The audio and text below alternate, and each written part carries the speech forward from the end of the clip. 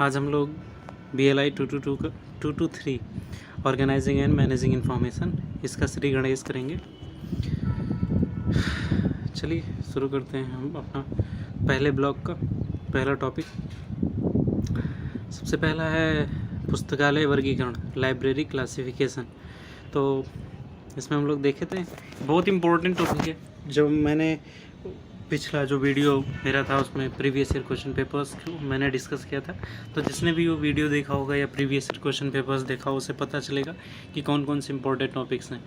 बहुत important topic है ये, कई बार पूछा जा चुका है। वर्गीकरण से आप क्या समझते हैं, इसके क्षेत्र और उपयोगिता का वर्णन कीजिए। तो ये पहला प्रश्न है, पहला टॉपिक है, ये यूनिट फर्स्ट है। इस तो जो वर्गीकरण होता है वो क्या चीज़ होता है, आप लोग क्या समझते हो वर्गीकरण से? मतलब कई चीज़ों को अलग अलग समूह में बांट देना, उसको बोलते हैं वर्गीकरण। तो अपनी सामान्य आवश्यकताओं की पूर्ति के लिए वस्तुओं या अवधारणाओं या कोई विचार हो, उसको सामूहिकरण कर देना, उसको बोलते हैं वर्गीकरण। वर्गीकरण को अंग्रेजी में क्लासिफिकेशन बोलते हैं और एक क्लासेस शब्द से मिलकर होना। क्लासेस शब्द से उत्पत्ति हुई, लैटिन वर्ड है क्लासेस, और इसका क्लासेस का अर्थ जो होता है श्रेणी, दर्जा या वर्ग होता है। ठीक है, ये प्राचीन समय में इसका जो प्रयोग होता था क्लासेस शब्द का, वो मनुष्य के उस वर्ग को सूचित करने के लिए किया जाता था जिसमें सामान्य रूप से विशेषताएं विद्यमान हों। एक निश्चित विशेषताएं होती हैं, जैसे वकीलों के अंदर एक कानून की समझ रखने वाली विशेषता होती है, डॉक्टर्स के अंदर एक रोगी को ठीक करने वाली विशेषता होती है, विद्यार्थी के अंदर एक सीखने की प्रवृत्ति होती है। तो ऐसी विशेषताएं, ठीक है। एंड सामूहिकरण या वर्ग बनाने की प्रक्रिया, इसी को हम वर्गीकरण बोलते हैं। डॉक्टर रंगनाथन ने बहुत ही अच्छी बात बोली इसमें। इनकी पुस्तक का नाम है प्रोलेगोमेना टू लाइब्रेरी क्लासिफिकेशन। इसको याद रखना और कई बार आप कोड भी करना, जिससे क्या हो कि गुड मार्क्स मिलेंगे। और इंटरव्यू या अन्य जगहों पर ये पूछा भी जाता है डॉक्टर रंगनाथन के बारे में। तो ये अभी के कोर्स से लेकर के आगे तक काम आने वाला है। एक तो इनके 5 सिद्धांत जो थे, और प्लस इनकी पुस्तक का नाम प्रोलेगोमेना टू लाइब्रेरी क्लासिफिकेशन। इन्होंने इसमें बताया है कि विभाजन का जो अर्थ होता है 2 या 2 से अधिक वस्तुओं का वर्गों में छांट देना। कितना सिंपल वर्ड है। आइंस्टीन बोला करते थे, जब हम किसी विषय को बहुत ही अच्छी तरीके से समझते हैं तो उसको बहुत ही आसान भाषा में समझा देते हैं। तो देखो कितना आसान भाषा में वर्गीकरण को इन्होंने बता दिया डॉक्टर रंगनाथन ने। और कई ऐसे लेखक हैं इतने भारी भरकम शब्दों का प्रयोग करते हैं कि वो समझ में भी नहीं आता। तो इनकी समझ इसी से पता चलती है कि लाइब्रेरी के क्षेत्र में डॉक्टर रंगनाथन की कितनी अच्छी समझ थी। तो इन्होंने ये परिभाषा दिया, तो ये वर्गीकरण के बारे में बताया। और प्लस डॉक्टर रंगनाथन ने वर्गीकरण शब्द के 5 अर्थ बताए हैं कि 5 अर्थ कौन कौन से हैं। तो ये सारी चीज़ें अगर 500 वर्ड्स में क्वेश्चन पूछा जाता है या 250 वर्ड्स में, उसके अकॉर्डिंग ये सारी चीज़ें आप एक्सप्लेन करना। पहला अर्थ है वर्गीकरण का मतलब विभाजन करने की प्रक्रिया। मतलब ढेर सारी चीज़ें इकट्ठी हुई, उसको अलग अलग भागों में बांट देना। अलग अलग कि पुस्तकें अलग हैं, मैगजीन्स अलग हैं, एंड अदर थिंग्स, जो शोध पत्र हैं अलग हैं, न्यूज़पेपर्स अलग हैं। दूसरी चीज़, सामूहिकरण प्रक्रिया को वर्गीकरण के रूप में सूचित किया जाता है। सामूहिकरण समूहों में बांट देना, ठीक है, कि ये महिलाओं का समूह अलग है, पुरुषों का समूह अलग है, बंदरों का समूह अलग है, पक्षियों का समूह अलग है। तृतीय चरण है अंकन प्रदान करने की प्रक्रिया। इसमें अनुक्रम, एक क्रमांक दिया जाता है, ठीक है, कि जैसे 10th A के बच्चे इसमें बैठेंगे, 10th B के बच्चे इसमें बैठेंगे, 10th C के, तो ये क्रम दे दिया गया कि 10th A 10th B 10th C, ये क्रम दे देना। ये तीसरा अर्थ हो गया। चौथा अर्थ जो इन्होंने बोला है कि परिवर्धित समष्टि के पूर्ण सामूहिकरण। मतलब समष्टि एक होता है अलग अलग वर्गीकरण करना, एक होता है पूरे समूह को एक साथ रख देना। जैसे मनुष्य समूह में कितने लोग आते हैं, मनुष्य एक अलग वर्गीकरण हो गया। तो उसमें स्त्री, पुरुष, बच्चे, वयस्क, बूढ़े, जवान, भारतीय, विदेशी, ये सारे लोग कैटेगराइज हम कर सकते हैं। तो इस तरह से सबको इकट्ठा कर देना। वर्गीकरण उस प्रक्रिया को भी पंचम अर्थ में अगर देखें तो एक आभासी वर्ग संख्या में भी इसको किया जा सकता है। तो ये 5 अर्थ इन्होंने बताए हैं डॉक्टर रंगनाथन ने। अगला जो चीज़ है क्लासिफिकेशन का क्षेत्र और उसका उपयोग, ये चीज़ हम लोग जान लेते हैं। तो इसका स्कोप क्या है, क्षेत्र क्या है। तो जीवन के लगभग हर क्षेत्र में हम लोग क्लासिफिकेशन करते हैं, और अगर क्लासिफिकेशन ना हो तो अव्यवस्था फैल जाएगी, अराजकता की स्थिति उत्पन्न हो जाएगी। हम व्यक्तियों को, देशों को, प्राकृतिक घटना, फूल पौधे, पशु, पुस्तकालय, दर्शन, मोटर गाड़ी, हर चीज़ को एक सूची बना देते हैं, और ये जो सूची है बढ़ती ही जा रही है, और ये सार्वभौमिक रूप से चलने वाली प्रक्रिया है। और तो ये इसका क्षेत्र है। ये पूरे ब्रह्मांड को भी हम कई सूचियों में बांटते हैं कि किस तरह से मंदाकिनियों से मिलकर के ब्रह्मांड बना है, ये सारी चीज़। अगला वर्गीकरण का उपयोग क्या है। एक वर्गीकरण क्या है कि एक मानसिक प्रक्रिया होती है, ठीक है, और ये कोई भी कर सकता है। ऐसा नहीं कि इसके लिए कोई विशेषज्ञता की ज़रूरत होती है, बहुत बड़ी विशेषज्ञता, कोई भी कर सकता है। हालांकि ये उस जिस चीज़ के लिए, जिस उद्देश्य के लिए इसको बनाया जा रहा है वर्गीकरण, उसको पूरा कर रहा हो तो ये सही होगा। बाद में उसकी उद्देश्य पूर्ति के बाद हो सकता है दूसरा कोई अगर क्लासिफिकेशन करे तो उसको हटाया भी जा सकता है। जैसे एक डाकिया जो होता है उसके पास बहुत ढेर सारे लेटर्स आते हैं और चीज़ें आती हैं, तो उसे सप्लाई करना होता है, तो वो कैटेगराइज्ड कर लेता है जल्दी जल्दी कि अच्छा फलाने एरिया का, वार्ड का इतने लेटर्स है, उसको अलग कर लिया, फलाने वार्ड का इतना अलग कर लिया, तो वो अपनी सुविधा के अनुसार कैटेगराइज करता है। ऐसे फल विक्रेता क्या करता है, उसके पास ढेर सारे किस्म के फल आते हैं, तो वो आम अलग करता है, सेब अलग, अंगूर अलग, केला अलग, तो बिल्कुल सजा के कैटेगराइज करता है। अगर हम रियल लाइफ में भी देखें तो कितना ज़्यादा कैटेगराइजेशन है। और सेब, मान लो कोई सिर्फ सेब ही बेचता हो और उस सेब के बारे में जो जानता हो, तो वो क्या कभी बोलेगा ये कश्मीरी सेब अलग है, शिमला का सेब अलग है, सुनहरी सेब अलग है, हरा सेब अलग है। सेब में भी कैटेगराइजेशन है। तो ये इसकी उपयोगिता है जो जीवन को बेहतर बना देता है, सरल बना देता है, आसान बना देता है। तो ये रहा वर्गीकरण के बारे में। पुस्तकालय में वर्गीकरण की आवश्यकता व प्रयोजन की विवेचना कीजिए। अब हम लोग लाइब्रेरी का कोर्स कर रहे हैं, तो पुस्तकालय में वर्गीकरण का क्या महत्व है, तो आवश्यकता के बारे में हम लोग जान लेते हैं। जैसे पुस्तकालय में जो ज्ञान होता है वो कई रूपों में मिलता है। एक पुस्तकों के द्वारा, मैगजीन्स के द्वारा, पत्र पत्रिकाओं के द्वारा, वीडियो के द्वारा, ग्रामोफोन, रिकॉर्डिंग, ये सारी चीज़ों के द्वारा।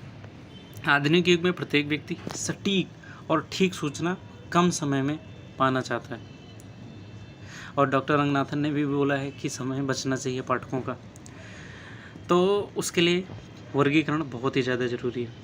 और इसकी आवश्यकता क्यों है, तो सबसे पहली आवश्यकता है कि पुस्तकालय में जो पुस्तक खोजना है वो किन किन नामों से, कैसे कैसे खोजा जाता है। एक तो मैं अगर पहुंचा तो मैं, जैसे अभी लाइब्रेरी के क्षेत्र में तो इग्नू की बुक्स जो हैं, ऐसे ही वो जो गाइड्स आती हैं उनके अलग अलग पब्लिकेशन हैं। तो ऐसे ही लेखकों, कुछ प्रसिद्ध लेखक हो गए तो उनके नाम से भी खोजा जाता है। तो किसी भी पुस्तक को खोजने में सबसे पहले हम लेखक के नाम से खोजते हैं। तो लेखकों के नाम के अनुसार वर्गीकरण किया जा सकता है। इसको बोलते हैं ऑथर कैटलॉग, लेखक प्रसूची। दूसरा, पुस्तक का जो शीर्षक होता है, जो टाइटल होता है, उसके अनुसार हम लोग पुस्तकों को खोजते हैं। जैसे भारत का संविधान एक टाइटल हो गया, तो इसके अनुसार खोजते हैं। दूसरा इसको बोलते हैं टाइटल अप्रोच। और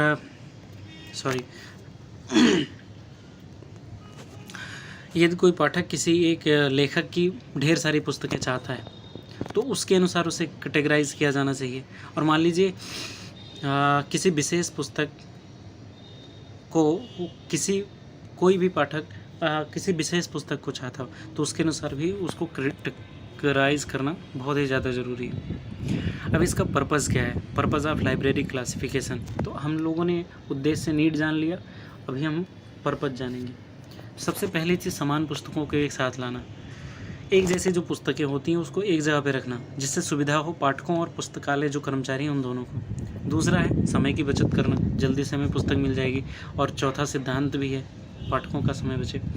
और यह पुस्तकालय का कमज़ोर और मजबूत पक्ष भी बताता है। कि वीकनेस और स्ट्रेंथ कैसा है।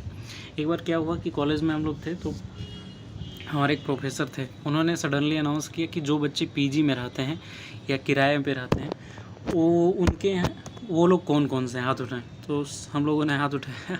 तो उन्होंने बोला कि I will visit to your places. हम लोग सरप्राइज हो गए कि ये क्यों विज़िट करने वाले हैं। कॉलेज में भी, स्कूल में तो टीचर्स आते थे गांव में, यहाँ पे पता नहीं आते कि नहीं। तो उसके बाद फिर हम लोगों ने वो नाम वगैरह लिख कर दे दिया, एड्रेस वगैरह। फिर 3-4 दिन बाद जब सर नहीं आए तो हम लोगों ने पूछा, सर क्यों आना चाहते हैं? आप आए नहीं, हम लोग वेट कर रहे थे। तो और उसके बाद कुछ लोगों ने बताया कि उन्होंने अपने रूम की पूरी सफाई की, बर्तन वगैरह एकदम चमचमा दिए और कंबल वगैरह सब साफ़ कर दिए, सब कुछ अरेंज कर दिया, जहाँ जो होना चाहिए वो कर दिया।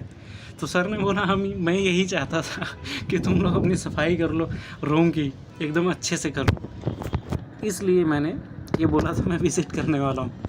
तो इस तरह से पुस्तकालय में जब हम लोग प्रवेश करते हैं तो पुस्तकालय किस तरह से उसमें अरेंजमेंट है, किस तरह से सारी चीज़ें दी हैं, उसके अनुसार हम लोग बता सकते हैं कि ये पुस्तकालय का जो सिस्टम है वीक है या स्ट्रेंथ है, इस तरह से। इसलिए मैंने ये एग्जांपल दिया।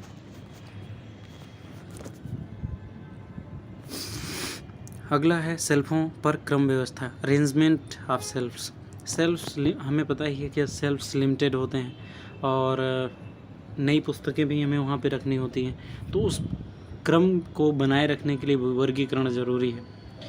और हेल्प इन सर्कुलेशन प्रोसेस, कई बार हमें पुस्तकें दूसरों को उधार देनी पड़ती है, दूसरे पुस्तकालयों को उधार लेनी भी पड़ती है, पाठकों को भी हम लोग देते हैं कुछ दिनों के लिए, फिर प्राप्त करते हैं, तो ये अरेंजमेंट बहुत ज़्यादा ज़रूरी है। और help in cataloguing process, catalogue हम तभी कर सकते हैं, नंबरिंग तभी कर सकते हैं जब वर्गीकृत अच्छा हो। स्टॉक वेरिफिकेशन भी, हमें मान लो कुछ नए पुस्तक खरीदनी है तो हम चेक कर लिए कि पॉलिटिकल साइंस की सभी पुस्तकें हैं कि नहीं, ये सारी चीज़ें। स्टैटिकली डेटा भी हमारे पास होता है। तो ये कुछ इम्पोर्टेंट चीज़ें होती हैं, इसलिए हम लोग पुस्तकालय में वर्गीकरण करते हैं। I hope you understand. वर्गीकरण की प्रक्रिया को विस्तारपूर्वक समझाइए। एक तो ये बहुत इम्पोर्टेंट टॉपिक है, जिसने भी प्रीवियस ईयर क्वेश्चन पेपर का वीडियो देखा होगा उसे ये पता होगा ही, जिसने भी प्रीवियस ईयर क्वेश्चन, बहुत इम्पोर्टेंट है, कई बार पूछा जा चुका है। वर्गीकरण सहसंबंध की प्रक्रिया है, क्रमबद्ध और उद्देश्यपूर्ण ढंग से विचार को प्रस्तुत करने का एक तरीका है, ये तो हम लोग जानते हैं। और इसमें क्या होता है कि किसी भी चीज़ को परिभाषित करने से पहले उसे वर्गीकृत करना बहुत ही ज़्यादा ज़रूरी है। पहले वर्गीकृत करो, फिर वो करो, परिभाषित करो। और जैसे कुर्सी की बात की जाए तो कुर्सी एक वस्तु हो गया। अगर उस वस्तु में हम लोग बोलें कुर्सी कितने प्रकार का हो सकता है, लकड़ी की कुर्सी हो सकती है, लोहे की कुर्सी हो सकती है, प्लास्टिक की कुर्सी हो सकती है, तो ये क्लासिफिकेशन हो गया चेयर्स का। यानी दो चीज़ों का हम लोगों ने मिक्स किया, एक तो चेयर और प्लस पदार्थ, इन दोनों को जो हम लोग मिक्स कर देते हैं तो उसकी विशेषताएं अलग हो जाती हैं, क्लासिफाइड हो जाता है। ऐसे ही विद्यार्थियों को हम लोग क्लासिफाइड कर सकते हैं, कुछ स्कूलिंग के हैं, कुछ कॉलेज के विद्यार्थी हैं, कुछ यूनिवर्सिटीज़ के हैं, कुछ लोग रिसर्चर होते हैं, कुछ लोग विज्ञान वर्ग के होते हैं, कुछ कला वर्ग के होते हैं, कुछ कॉमर्स के होते हैं, ऐसे ही। और ये कई बार 250 वर्ड और 500 वर्ड दोनों में पूछा गया। जाति प्रजाति संबंध, जेनस स्पीशीज रिलेशन, तो इसमें क्या होता है कि तार्किक रूप से किसी वर्ग या समूह को जाति कहा जाता है। तो जाति का मतलब पता चल गया हमें, उस जाति में किसी वस्तु या पदार्थ की विशेषताओं को जोड़ने से प्रजाति की उत्पत्ति होती है। मैंने क्या किया, कुर्सी एक जाति है, उसमें प्लास्टिक की कुर्सी, कांच की कुर्सी, ये सारी चीज़ें जब हम लोग जोड़ दिया तो ये प्रजाति हो गई। I hope understand. जाति बड़ी चीज़ है, ठीक है, और प्रजाति उसके अंदर आता है, ठीक है। मान लो एक झोला है और उसके अंदर ढेर सारे बॉल्स रखे हुए हैं, तो झोला जो है वो जाति है और जो बॉल्स उसके अंदर रखे हैं वो प्रजाति है। तो जाति और प्लस अंतर बराबर प्रजाति। मैंने जो एग्जांपल दिया था मेज और पदार्थ, तो ये हो गया। तो एक यूनानी दार्शनिक पोर्फिरी ने इस विधि को दो विधि उसने दिया था। उस विधि पे उसने क्लासिफाइड करने का तरीका बताया था। उसको बोलते हैं ट्री ऑफ पोर्फिरी, ठीक है। और उसने ब्रह्मांड के बारे में किस तरह से किया जाता है इसके बारे में बताया था। तो सबसे पहले आपको शायद मोबाइल उल्टा करना पड़ेगा, इसके लिए मैं क्षमा चाहता हूँ। सबसे पहले इसने को क्लासिफाइड किया डायक्टोमी, ब्रह्मांड द्वारा विभाजन। ब्रह्मांड में दो चीज़ें होती हैं, एक तो कुछ चीज़ें दिखाई देती हैं, कुछ चीज़ें नहीं दिखाई देती हैं, मूर्त अमूर्त। जो दिखाई होती हैं उसमें भी दो चीज़ें होती हैं, एक जीवित और मृत।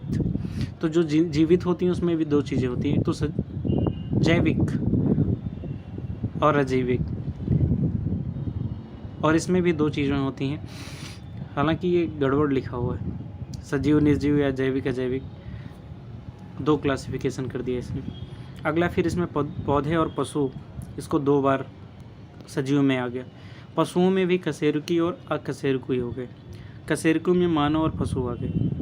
अब मानव के अंदर भी पुल्लिंग और स्त्रीलिंग आ गए। पुल्लिंग के अंदर भी बालक और वयस्क आ गए। वयस्क के अंदर भी युवा और वृद्ध आ गए। तो ये एक चेन बन गया, एक स्ट्रक्चर बन गया। इसको आप लोग ज़रूर बनाना इसमें। और दूसरा, अगर हम लोग क्लासिफाइड करें इस तरह से, कोई लिटरेचर हो, भाषा के आधार पे उसको अगर हम लोग करें तो अंग्रेजी लिटरेचर हो सकता है, फ्रेंच, हिंदी, बांग्ला, ये सारी चीज़ें हो सकती हैं। रचना के द्वारा करें तो कविता हो सकती है, नाटक, काल्पनिक कथा, निबंध, या चीज़ें होती हैं। प्रजातियों के आधार पे करें तो काव्यात्मक, गीत, महाकाव्य, ये सारी चीज़ें, ये साहित्य का हम लोग क्लासिफिकेशन कर रहे हैं। और अगर समय के अनुसार करें, अवधि के आधार पे, तो ये प्राचीन काल का हो सकता है, मध्यकाल का हो सकता है, या आधुनिक काल का हो सकता है। अगला है वर्गीकरण की प्रकृति का वो वर्णन करना है, किस तरह की वर्गीकरण की प्रकृति होती है। तो वर्गीकृत किए जाने वाले जो समूह होते हैं वो स्वतंत्र नहीं होते। वर्गीकरण पारस्परिक संबंध के आधार पर किए जाते हैं। ये न किसी संदर्भ पर आधारित होते हैं। एक मिनट,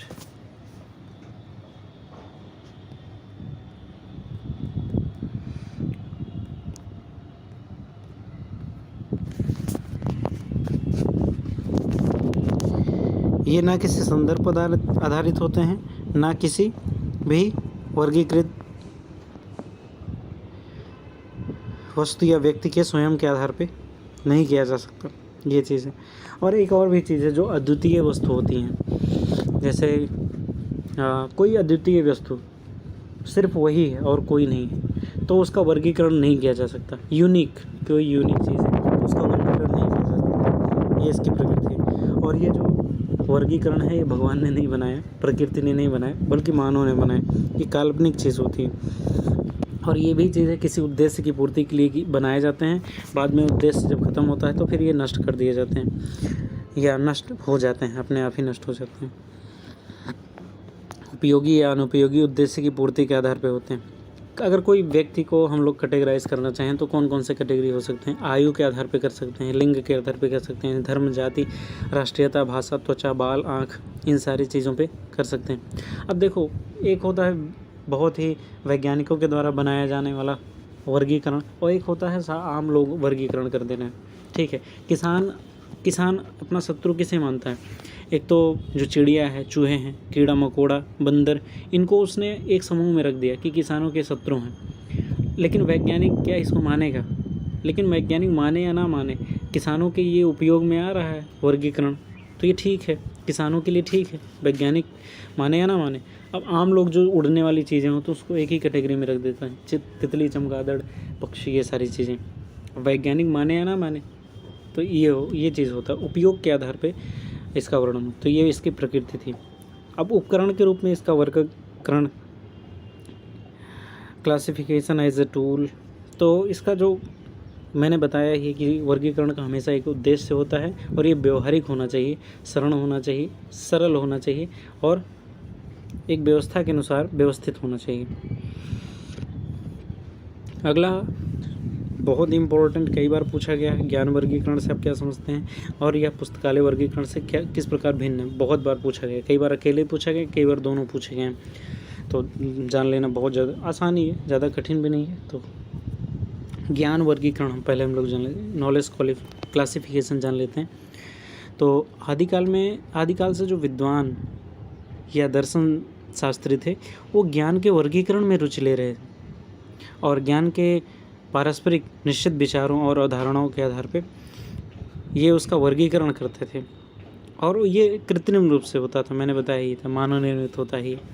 और उस ज्ञान को ये ढेर सारे विभागों में, साइंस में, कला में, आयुर्वेद में, इसमें विभाजित करते थे। फिर उसका उपविभाजन करते थे। विज्ञान में फिजिक्स, केमिस्ट्री, बायोलॉजी, फिर बायोलॉजी का भी बॉटनी, जूलॉजी, फिर बॉटनी का भी अलग अलग टाइप्स। तो ये हो गया, ऐसे ही बांटा जाता था ज्ञान को और ये व्यक्तिगत भी होता था या सामायिक सिद्धांतों, दोनों पर ये निर्भर करता था। तो ये ज्ञान वर्गीकरण हो गया। अभी इसका हम लोग ये टेबल में भी समझ रहे हैं, ये तो अभी जस्ट इंट्रोडक्शन टाइप है। पुस्तकालय वर्गीकरण को हम लोगों ने पूरा समझा। इसमें क्या है कि पुस्तक या अन्य दस्तावेज के वर्गीकरण को पुस्तकालय में वर्गीकृत करते हैं और ये मूर्त रूप से अविभाज्य होते हैं जो पुस्तकें होती हैं। और ये जो प्रक्रिया होती है पुस्तकालयों में, जो पाठकों का समय बचाने के लिए विभिन्न प्रकार के जो सामग्री होते हैं उनका जो क्लासिफिकेशन होता है, उसी को हम लोग बोलते हैं पुस्तकालय का वर्गीकरण। इन दोनों में अंतर क्या है एक बार हम लोग जान लेते हैं। तो ज्ञान वर्गीकरण और पुस्तकालय वर्गीकरण। तो ज्ञान वर्गीकरण एक मूर्त और अमूर्त पदार्थों का आकलन करता है, मतलब जो है दिखता है, जो नहीं दिखता, दोनों का। लेकिन पुस्तकालय में सिर्फ मूर्त ही होता है, जो दिखाई देता है और हवा पानी का नहीं होता है। दूसरा एक वास्तविक होता है, ज्ञान वर्गीकरण एक वास्तविक होता है। लेकिन ये जो पुस्तकालय का वर्गीकरण है वो ज़्यादातर कृत्रिम होता है, वास्तविक नहीं होता है। ये बदला जाता है, हमेशा ही हटता रहता है, घटता बढ़ता रहता है। अब मान लीजिए इतिहास के सेल्फ को हमने 10 नंबर दे दिया, बाद में 12 भी तो कर सकते हैं। तो ये बदलता रहता है, कृत्रिम होता है। अगला ये जो ज्ञान होता है ये पूर्व धारणा से युक्त विचारों के आधार पर होता है और जो नया सिद्धांत होता है ये इसको गलत भी साबित कर सकते हैं। लेकिन पुस्तकालय का जो वर्गीकरण है इसका उद्देश्य मनोरंजन, शिक्षा और सूचना की मांग करते हैं। अगला, ये दार्शनिकों के द्वारा क्रमबद्ध नहीं किया जाता है। लेकिन जो पुस्तकालय का वर्गीकरण है इसमें पुस्तकों और पत्रिकाओं इसका क्रम निश्चित किया जाता है। इसमें कोई क्रम नहीं होता। ज्ञान का वर्गीकरण में कोई क्रम नहीं होता, लेकिन पुस्तकालय वाले में क्रम होता है। और आत्मा और विषय पर भी अधिक ध्यान दिया जाता है ज्ञान में, लेकिन इसमें भौतिक विशेषताएं होती हैं। और ज्ञान वर्गीकरण में चिंतन और विचारों का वर्गीकरण किया जाता है, लेकिन पुस्तकालय में लिखित प्रलेखों, हालांकि आज लिखित, मौखिक, ऑडियो ये सारी चीज़ें होती हैं, लेकिन ऑथेंटिक होते हैं, क्रमबद्ध होते हैं। इसमें चिंतन और विचार नहीं होते ज़्यादा।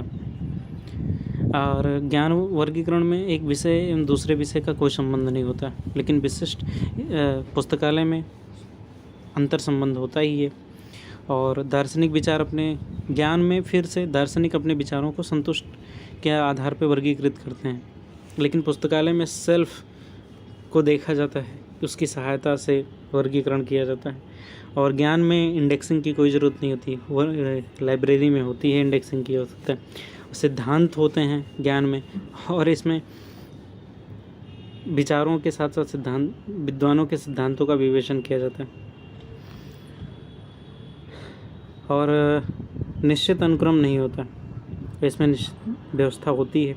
व्यक्तिगत ज्ञान से संबंधित होता है ज्ञान, लेकिन पुस्तकालय जो होता है वो पुस्तकों के ज्ञान से संबंधित होता है। और ये प्रायः लिखित रूप में नहीं पाया जाता जो ज्ञान है, लेकिन पुस्तकालय तो लिखित रूप में ही पाया जाता है। तो अभी क्या करना है कि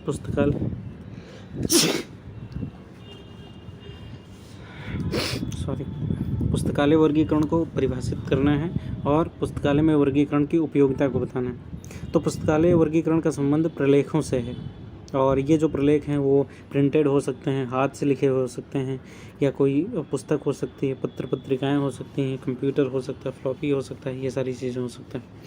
तो इसका परिभाषा हम लोग दे सकते हैं। 2 लोगों का नाम याद रखना, J.S. मिल। J.S. मिल के बारे में जिन लोगों ने पॉलिटिकल साइंस कभी जीवन में पढ़ा होगा और उसका थोड़ा मतलब गहराई से पढ़ा होगा, समानता वगैरह के बारे में, स्वतंत्रता, समानता, बंधुता, तो उसमें जे.एस. मिल को उसने ज़रूर ही पढ़ा होगा या नाम सुना होगा। तो जे.एस. मिल बहुत बड़े विचारक माने जाते हैं राजनीति शास्त्र में। और दूसरा रंगनाथन है, ये तो उस्ताद हैं ही। तो इन दोनों का नाम हम याद रखेंगे जब पुस्तकालय को परिभाषित करेंगे, वर्गीकरण को परिभाषित। तो जे.एस. मिल ने बोला था कि पुस्तक वर्गीकरण साहित्य में ज्ञान की खोज के लिए समय बचाने का यांत्रिक क्रिया है। और रंगनाथन ने बोला था कि पुस्तक के विशिष्ट विषय के नाम को अधिमान्य कृत्रिम भाषा में अनुवाद करना ही पुस्तकालय वर्गीकरण है। इसके साथ वर्गीकरण एक ही विशिष्ट विषय या असंख्य पुस्तकों का पृथक्करण भी है। तो ये हूबहू यही सारी चीज़ें लिखना है। और संक्षेप में हम ये भी बोल सकते हैं कि जो पुस्तकालय वर्गीकरण में पुस्तकों की विषय वस्तु का वर्गीकरण किया जाता है और एक ही विषय वस्तु पर अनेक पुस्तकें भी हो सकती हैं। अब इसका उपयोग क्या क्या है?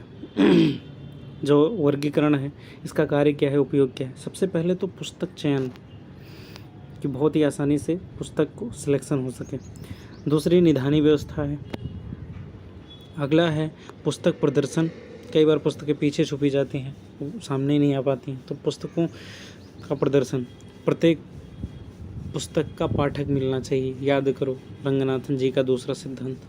आदान प्रदान, पुस्तकों का आदान प्रदान आसानी से हो सके।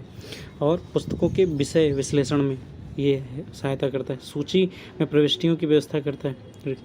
संदर्भ सेवा, प्रलेखन सेवा, इसमें ये हेल्प करता है। अब इलेक्ट्रॉनिक वातावरण में उपयोगिता क्या है?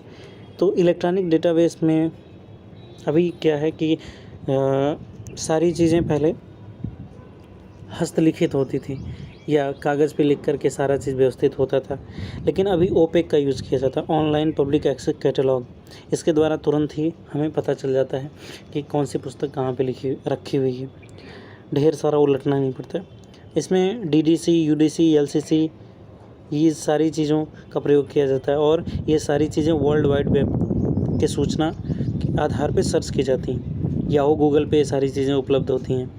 और गूगल प्लस नाम का एक चीज़ सॉफ्टवेयर है जहाँ पे ये वर्गीकरण को खोजा जा सकता है।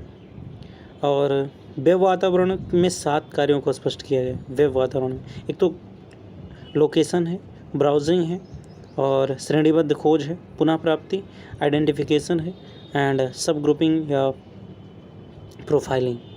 ये सारी चीज़ें, 7 चीज़ें इसमें शामिल होती हैं इलेक्ट्रॉनिक वातावरण में। इसकी जो क्लास उपयोगिता है इसके बारे में।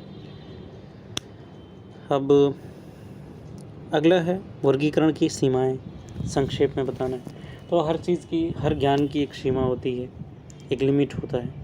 जैसे पाई आप लोग सुने होंगे, जो मैथमेटिकल बैकग्राउंड से आते होंगे वो पाई के बारे में जानते होंगे। पाई का जो वैल्यू होता है 22/7 होता है।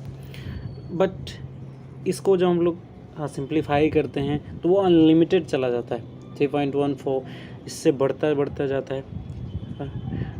रामानुजन, श्रीनिवास रामानुजन के बारे में पता नहीं आप लोग जानते हो कि नहीं, उनके ऊपर एक मूवी भी बनी है, द मैन हु न्यू इन्फाइनाइटी। और ये बहुत महान गणितज्ञ थे रामानुजन। सोचो 12वीं फेल थे, 3 बार परीक्षा दिया, तीनों बार क्वालिफाई नहीं कर पाए 12वीं, और इनको PhD की डिग्री मिली, वो भी कहाँ से? लंदन का जो रॉयल सोसाइटी, वहाँ से वो मेंबर भी थे। He was greatest mathematician of the world. उन्होंने इन्फाइनाइटी के बारे में बोला था, तो उन्होंने बहुत ज़्यादा इस पर मेहनत किया था पाई के मान निकालने में, बट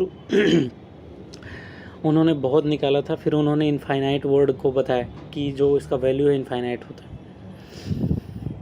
तो हर चीज़ की एक सीमा होती है, तो वर्गीकरण की भी एक सीमा होती है जो उसकी मांग की बात कभी पूरी नहीं हो पाती। कई बाधाएं और समस्याएं भी आती हैं। एक तो ये महंगी सेवा है और इसमें बहुत ही ज़्यादा समय भी लगता है और मानव सोर्सेज भी लगते हैं, सब चीज़ वर्गीकृत करना। तो ये सारी चीज़ें इसकी सीमाएं हैं। ठीक वर्गीकरण करना भी एक बहुत बड़ी चुनौती है। अगला यूनिट 2 है। यूनिट फर्स्ट हमारा कंप्लीट हो गया। I hope you understand unit first. Unit 2 में ये जो 2 चीज़ें हैं, पहली चीज़ अस्थाई और सापेक्ष स्थान प्रणाली, मतलब fixed location system, relative location system. इसके बारे में 250 वर्ड्स और 500 वर्ड्स दोनों में पूछा गया है। इम्पोर्टेंट टॉपिक है। अस्थाई स्थान प्रणाली ये प्राचीन मतलब पुराना टाइप है, इसका प्रयोग किया जाता था। इसमें ड्यू